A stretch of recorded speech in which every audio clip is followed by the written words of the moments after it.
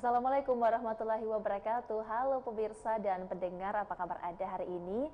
Senang sekali saya Wafik Asisa bisa kembali menyapa Anda dalam program Bicara Makassar Bicara.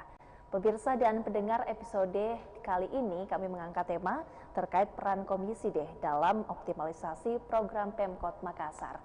Nah, untuk membahas hal ini lebih jauh, sudah bergabung bersama kami di studio Fajar TV, anggota DPRD Kota Makassar, Pak Kasrudi. Assalamualaikum Pak. Waalaikumsalam warahmatullahi wabarakatuh. Apa kabar Pak hari ini? Alhamdulillah. Alhamdulillah sehat ya Pak ya. Semoga sebelumnya terima kasih banyak Pak, ini waktunya di sela-sela kesibukan Anda masih meluangkan waktunya untuk berbincang bersama kami di Fajar TV sore hari ini.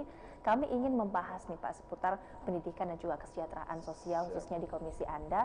Di segmen awal ini Pak, kami ingin fokus terkait dengan pendidikan.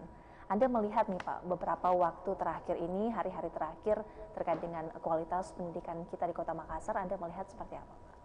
Jadi kalau kami selaku mitra dari Dinas Pendidikan, saya kebetulan di Komisi D sebagai wakil ketua komisi, bermitra langsung dengan Dinas Pendidikan. Kami melihat cukup bagus lah dengan kepemimpinan Kadis Andi Haji Muhyiddin ini.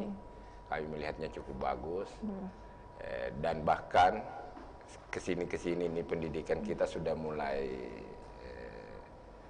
maksimal dengan adanya beberapa pembinaan terutama guru. Ini ada lagi baru